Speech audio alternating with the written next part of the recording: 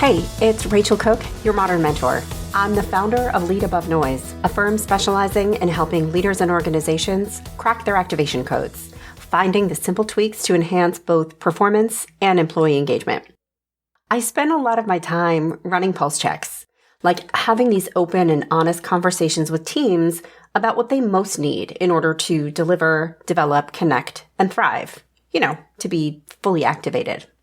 And one of my favorite things about running these pulse checks is seeing the leader's face when I share the results and recommendations back with them.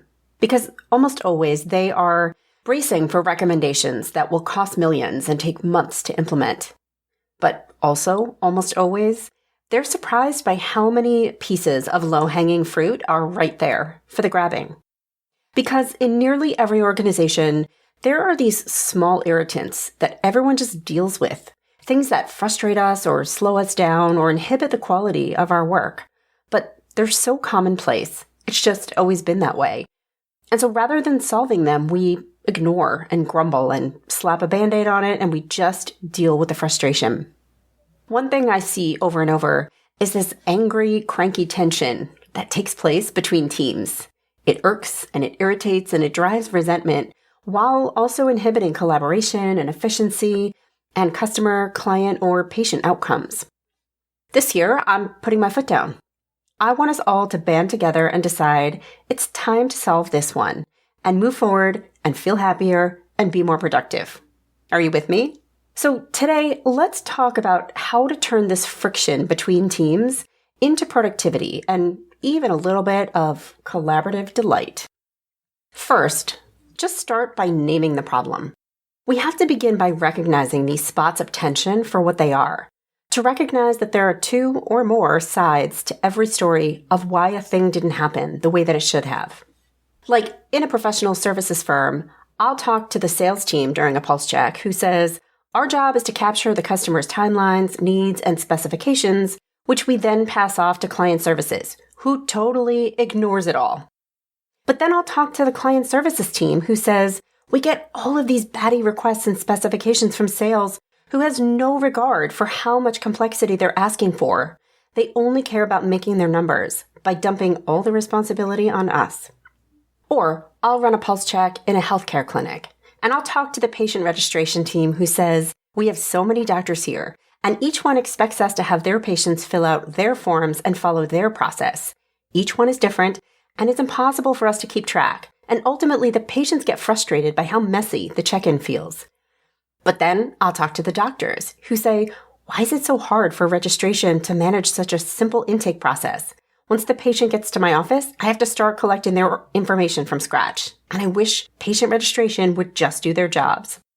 In these examples, everyone is right and everyone is wrong.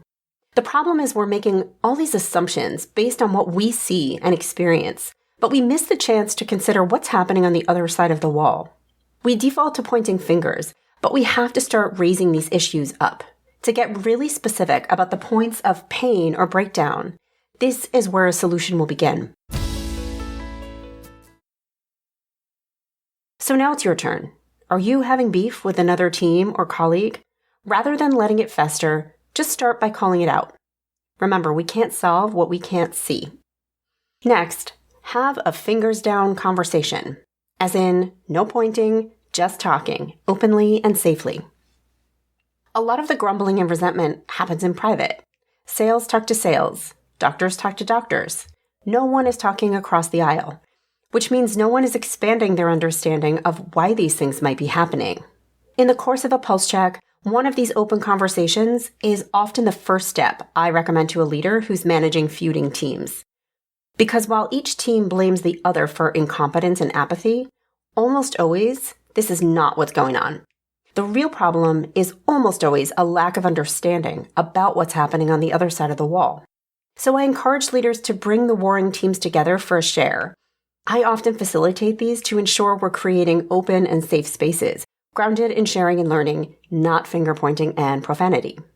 The goal here is not to have a kumbaya moment or a big revelation, but just to start to create a bit of understanding and empathy for the situation that the other team is facing. When sales can understand the pain of implementation of all of their promises, when client services understands the pressure of wanting to meet client needs in the moment, we can all start to move slowly away from rage and blame and into a zone of compassion, which sets the stage for resolution. Next, define your non-negotiable outcomes. The next step is to ask and answer with the end in mind what absolutely must happen and where can we be flexible. Like in that healthcare clinic, certain pieces of patient information must be collected up front so the doctors can diagnose and treat. But maybe how that information is captured, what forms and fields, can be negotiated. In professional services, maybe sales has to promise the delivery of a product to the customer, but maybe there are standard windows of delivery rather than the customer always dictating to their whim. So your turn. As you sit with your professional frenemy, what is the outcome that you both know needs to happen? Start there, and then everything else can be negotiated. And finally, find your compromises, as in, what can you do for them and what can they do for you so that you both achieve the same outcome? In that professional services firm, I loved seeing some of these agreements these two teams were finally able to make, while letting the vitriol and frustration go. Here's where they landed. The teams agreed together on standardized timelines from order to delivery. Sales would stop making promises the client side could never implement, and client services had to understand the urgency and challenge themselves with a bit more speed. If a customer was really demanding an exception to the timeline, sales would run it by client service before they made any promises, and they could only make 2 exceptions a month. And finally, client services agreed to review their own processes each quarter looking for new efficiencies, and if they found any, sales would be the immediate beneficiary. Ultimately, everyone ended up winning here. Each team suddenly felt partnership where they used to feel resentment. And the customers always knew what they were getting, and they got it more consistently. So now your turn. Where is there a possibility of compromise between you and someone who may be working harder than you've given them credit for? Join me next week for another great episode. Until then, visit my website at leadabovenoise.com if your organization is looking to crack its activation code, dialing up performance and employee engagement. You can follow Modern Mentor on Apple Podcasts, Spotify, or wherever you listen to podcasts. Find and follow me on LinkedIn. Thanks so much for listening and have a successful week. Modern Mentor is a quick and dirty tips podcast. It's audio engineered by Dan Firabend. Our director of podcasts is Brandon Getchis. Our podcast and advertising operations specialist is Morgan Christensen. Our digital operations specialist is Holly Hutchings. Our marketing and publicity assistant is Davina Tomlin. And Cameron Lacey is our marketing contractor.